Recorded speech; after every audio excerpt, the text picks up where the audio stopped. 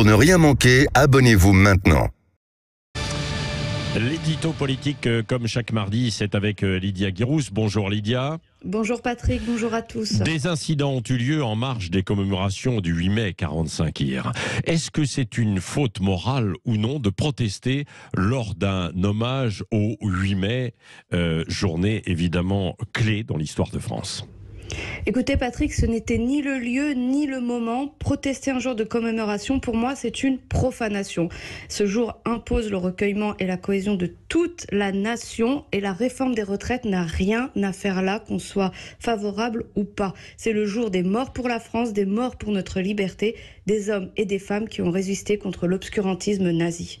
Oui, pourtant des manifestants pensent être des résistants, dans la ligne du Conseil national de résistance.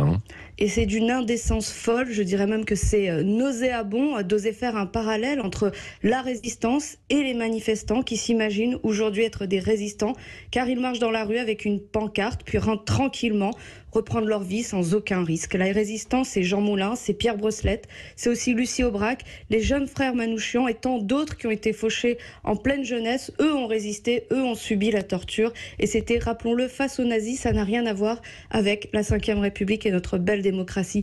Alors eux ont résisté au prix de leur vie.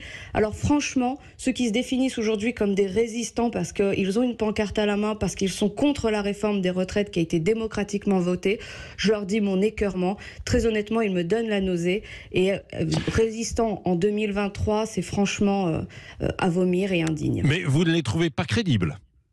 Alors moi, depuis longtemps, à mes yeux, LFI a perdu sa crédibilité, et puis je ne peux pas accepter cette indécence, l'indécente comparaison aux résistants, alors qu'LFI n'hésitait pas à défiler aux côtés des héritiers des nazis, à mon sens, que sont les islamistes. C'était à Paris il y a encore quelques années.